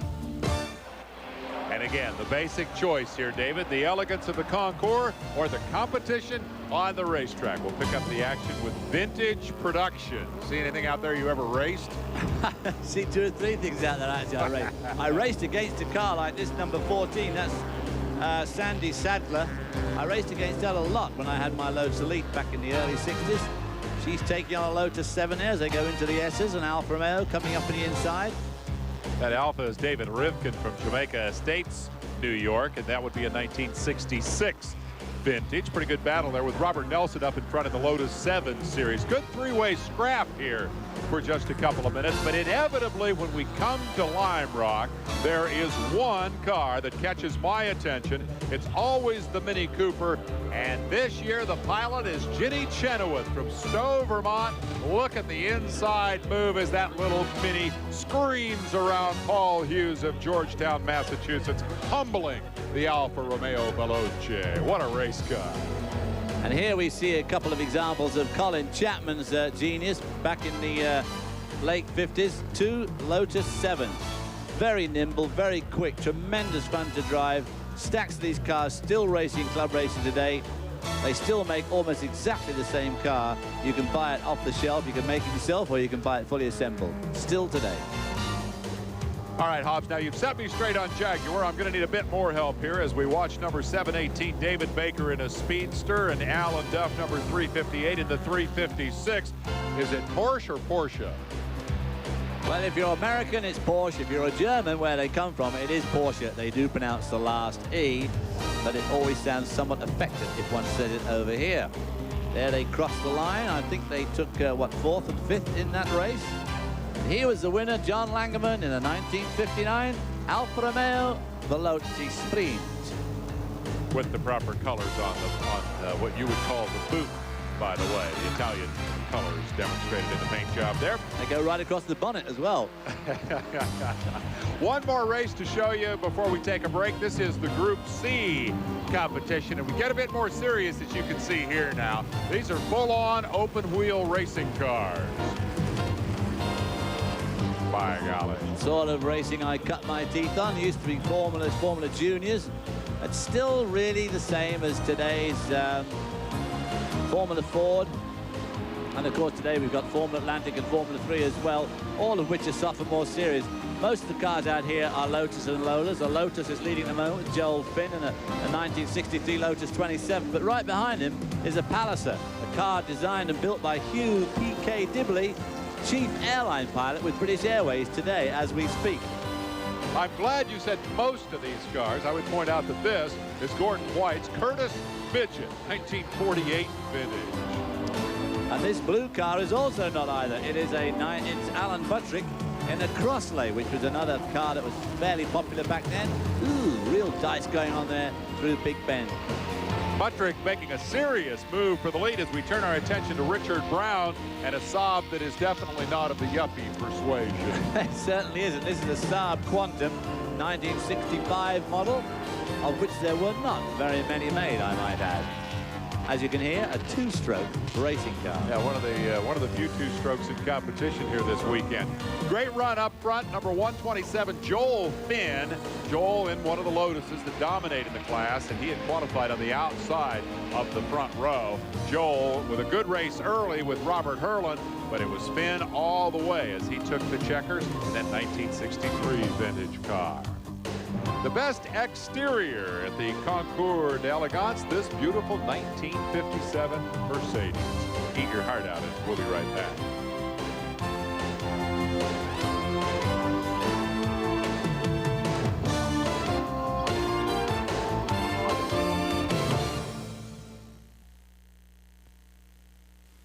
Come on. Are you the one? Of course not. I feel lucky.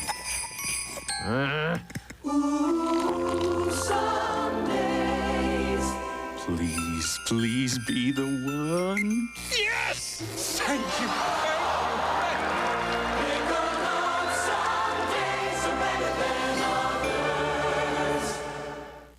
You know, I've messed up on a few relationships in my life, but there's one that's lasted over 35 years with a lot of help from Quaker State. It's tough on wear, tough on sludge. So Quaker State and I are planning on a meaningful relationship with my new car. So why don't you do the same with your new car's engine, and Quaker State will guarantee it for 250,000 miles or 10 years in writing. You think if I gave Lonnie the Quaker State deal, she'd give me the same guarantee? Quaker State is one tough motor oil.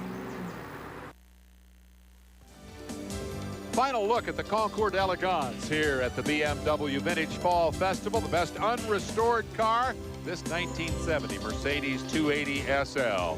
Owner Robert Martino says, hey, have a look at it. This thing doesn't need restored. At Best Motorcycle, this is a fairly unusual piece. It's a 1975 Norton Cosworth, part of the checkered history of late of Norton Villiers. This is a P86 Challenge, and it's owned by Mark Lefferts.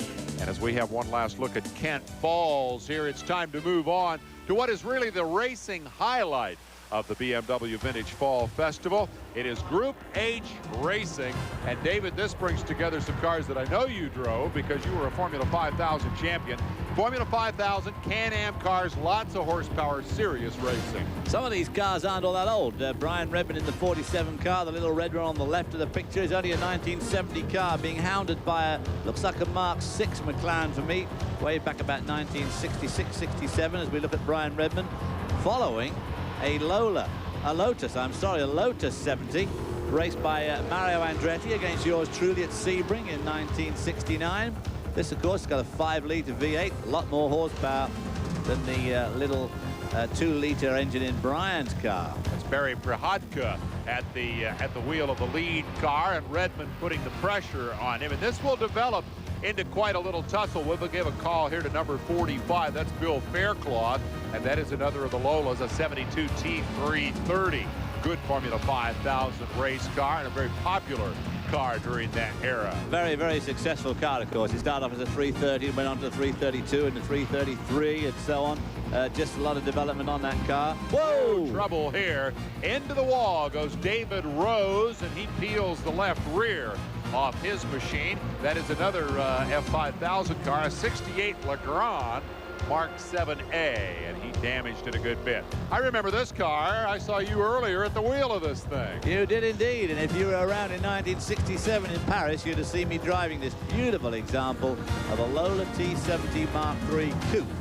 Again, a 5.5-litre or 6-litre engine on choice, driven at the moment by Robert Hobbs, close, but no cigar. Hobbs then, Hobbs today. Yeah. And doing a nice job with that car. A great looking car it is. And here's an example of how not to set an example. Charlie Gibson is the race chairman for the Vintage Sports Car Club of America. He left her parked in turn 1. Fortunately, he was out of the way by the time the real battle emerged in this one. With the wing, Craig Bennett, and in pursuit, Brian Redmond, and this proved to be the race for the victory. Now that car of Bennett's is a 69 Lola T163, which was a Can-Am car raced by Carl Haas, still racing Lolas today, closely hounded here by young Brian Redmond. Note the very high wings. Those wing struts were actually mounted on the top links on the suspension. He used to operate directly onto the suspension as Brian whistles by, gets Craig blocked in on some slower moving traffic as they climb up the rising turn for the last time. And Brian doing a bit of judicious road use there.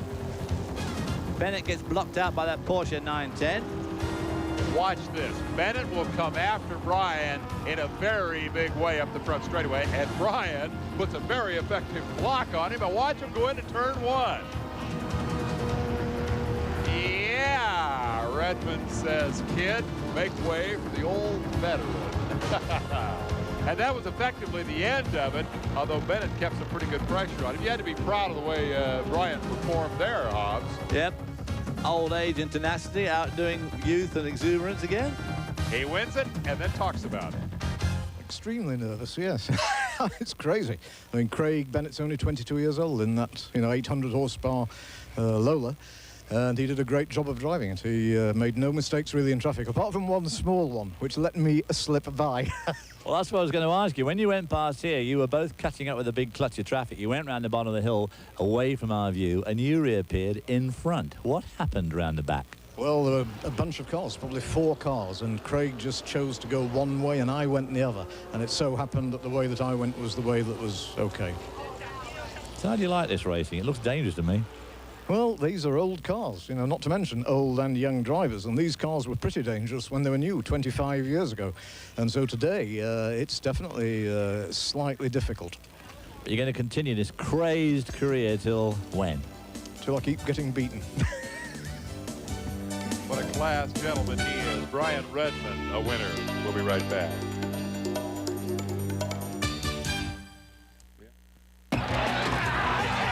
Sports fans, now you can hear both sides of the story. Why don't you play the game and stop crying, you big baby? Knock it off! Knock it off! And get an inside look at 2 of your favorite sports in these fascinating new videos, the secret NBA and the hidden NFL 2. Both videos are free with your paid subscription to Sports Illustrated, the best way to get inside the action for over 20 million readers. Call this toll-free number now and let your 2 free videos take you into 2 different worlds. Hey, Bill!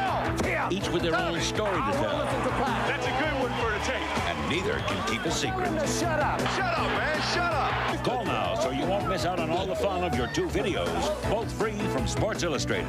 And get 54 issues of Sports Illustrated for only $1.39 an issue. Save over 52% off the cover price. For quicker delivery, use your credit card. Get your 2 free videos, plus all the excitement of sports in Sports Illustrated. Call now. Sunday Night NFL is in your face. Dan Marino and the Dolphins continue their Super Bowl charge against the Jets. Sunday night at 8 Eastern. ESPN Sunday Night NFL. You're watching ESPN, the Total Sports Network.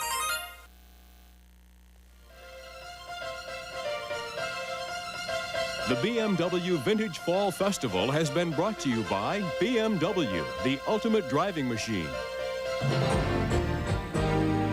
We shall show you one final winner here as the fans leave Lime Rock. The best of show from the Concours d'Elegance, 1971 Mercedes 280 SE Cabriolet, owned by Daniel and Bridget Feinberg. Our congratulations to all of the winners here. And as we enjoy a moment from the awards dinner, David, I wonder how this vintage weekend has left you feeling. Well, it was just great to see some of the Concours cars, but for me, the racing just encapsulated about the first 20-odd years of my 33-year career. So very, very nostalgic for me all around. I enjoyed the contrast. The Concours cars here displayed for one final photo opportunity. contrasted against spectacular action on the racetrack. Action highlighted by Brian Redmond's victory in our final race of the weekend. I'm Dave Despain for David Hobbs. So long from Lime Rock.